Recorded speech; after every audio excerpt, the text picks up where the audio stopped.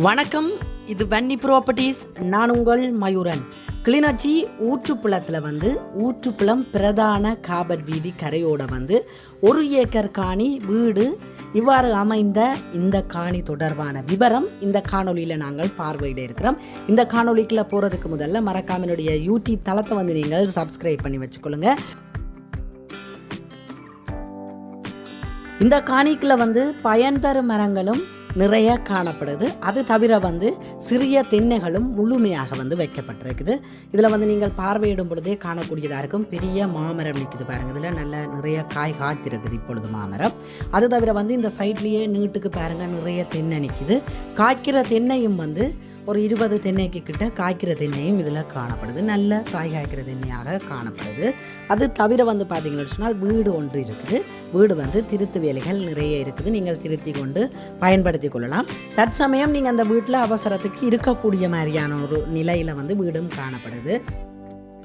இந்த காணி ஊற்றுப்புலம் சந்தியில் இருந்து ஒரு 1 கிலோமீட்டர் தூரத்தில் ஊற்றுப்புல பிரதான வீதியோட இந்த காணி காணப்படுது. பிரதான வீதி காபட் வீதியாக இருக்குது. நீங்கள் கடையும் போட்டு நடத்தி கொள்ளக்கூடிய ஒரு காணியாக இந்த காணி காணப்படுது. இதில் வாழை மரத்தில் பாருங்க பெரிய குலைகள் போட்டிருக்கிறத காணக்கூடியதாக இருக்கும். நான் இதில் காண்பிக்கும் பொழுது பார்வையிடுங்கள். முழுமையாக மரம் வச்சிருக்கணும் பாருங்க. இடையிடையில் தென்னை வைக்கப்பட்டிருக்கு பாருங்கள். பெரிய தென்னைகளுக்கு இடையில் சிறிய தென்னைகளும் 1 ஏக்கர் காணி முழுமையாக வைக்கப்பட்டிருக்குது. அந்த தென்னைகளை சரியான முறையில் பசலையிட்டு நீங்கள் இறைப்பில் வைத்திருப்பீர்களாக இருந்தால் நல்ல ஒரு வருமானத்தை பிற்காலத்தில் ஈட்டி கொள்ளக்கூடிய ஒரு காணியாக இந்த காணி காணப்படுது.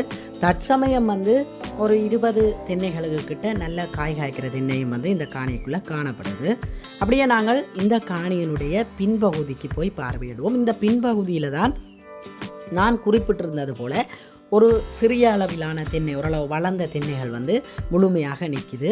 அந்த தென்னைகளை நீங்கள் வளர்த்து எடுத்துக்கொள்ள வேண்டியிருக்கும். பின்பகுதி பத்தையாக இருக்குது பாருங்கள். இந்த பின்பகுதியில் வெறுமனவே தென்னை மட்டும்தான் அதுக்குள்ளே நிற்கிது. நாங்கள் இந்த பின்பகுதியை உங்களுக்கு கொண்டே காண்பிக்கிறேன். வேலிகள் இப்பொழுது அறிக்கையான முறையில் கதியால் போட்டு அடைக்கப்பட்டிருக்குது.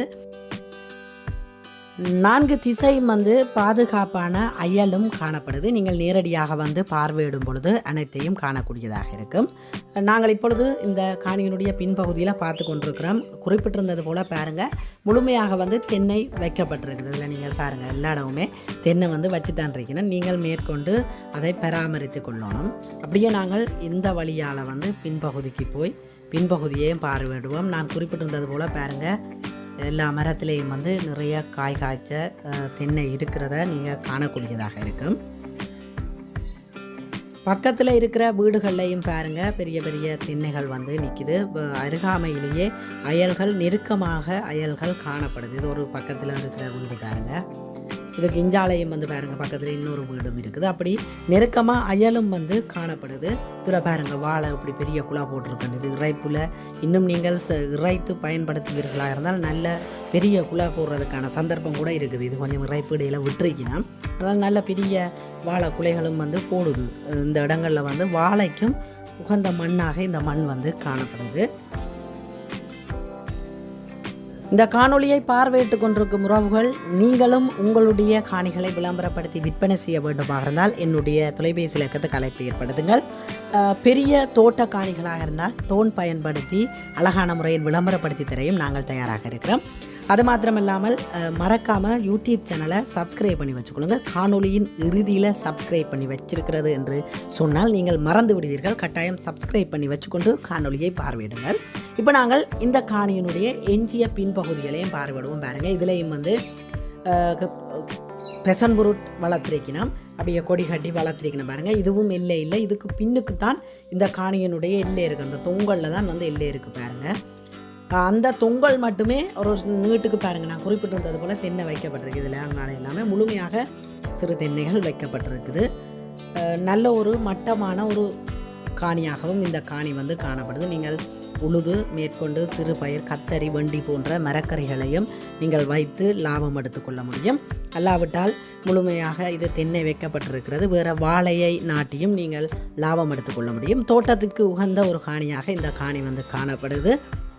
அது தவிர வந்து நீங்கள் பார்த்தீங்கன்னு சொன்னால் வியாபாரத்திற்கும் உகந்த ஒரு காணியாகவும் இந்த காணி வந்து காணப்படுது. நாங்கள் இப்பொழுது வந்து உங்களுக்கு நான் அதில் இன்னும் கிட்ட கொண்டே காண்பிச்சிருக்கிறேன். அப்படியே நாங்கள் முன்னுக்கு போய் வீட்டினுடைய அமைப்பு அதையும் நாங்கள் பார்வையிட்டு கொண்டு இந்த காணொளியை நிறைவு செய்யலாம் என்று நான் நினைக்கிறேன். இப்போ நாங்கள் இந்த காணிக்குள்ளே இருக்கிற வீட்டை வந்து பார்வையிடுவோம். உள்ளே சென்று அதனுடைய அமைப்பையும் வந்து பார்வையிடுவோம். நார்மலான ஒரு வீடாக இந்த வீடு வந்து காணப்படுது. பெரிய ஆடம்பர வீடு ஒன்றும் இல்லை, வீட்டு திட்ட அளவில் கட்டப்பட்டிருக்குது. நார்மலான ஒரு பாவனைக்கு இந்த வீடு உகந்ததாக இருக்கும். அதே நேரம் நீங்கள் வேண்டுமாக இருந்தால் நீங்கள் இந்த வீட்டை திருத்தி கொள்ள முடியும். இல்லாவிட்டால் புது வீடு தான் நீங்கள் கட்டிக்கொள்ள வேண்டும். இதில் வந்து பார்த்தீங்கன்னு சொன்னால் பிராந்த முன்பகுதியிலேயே சமையலறை வருது. அதுக்கு பக்கத்தில் வந்து 2 அறைகளும் வருகிறது. சும்மா ஒரு ஹோல் மாதிரி ஒரு வீடு தான் இந்த வீடு. இந்த காணியினுடைய விலை வந்து பார்த்தீங்களென்று சொன்னால் 60 லட்சம் என்பது உரிமையாளரால் கூறப்பட்டிருக்கிறது. மேற்கொண்டு கதைத்து பேசி குறைத்து எடுத்துக்கொள்ளலாம். திரையிலே கொடுத்திருக்கும் தொலைபேசி இலக்கம் என்னுடைய தொலைபேசி இலக்கம், அழைப்பு ஏற்படுத்துங்கள். கதைத்து பேசி இதை ஒரு நல்ல விலைக்கு வாங்கி தருவதற்கு நான் தயாராக இருக்கிறேன். நன்றி உறவுகளே. அடுத்த ஒரு காணொலியில் சந்திப்போம். மறக்காம என்னுடைய யூடியூப் தளத்தை வந்து சப்ஸ்கிரைப் பண்ணி வச்சுக்கொள்ளுங்க. நீங்களும் உங்களுடைய காணிகளை விற்பனை செய்ய என்னுடைய நம்பருக்கு அழைப்பு ஏற்படுத்துங்கள்.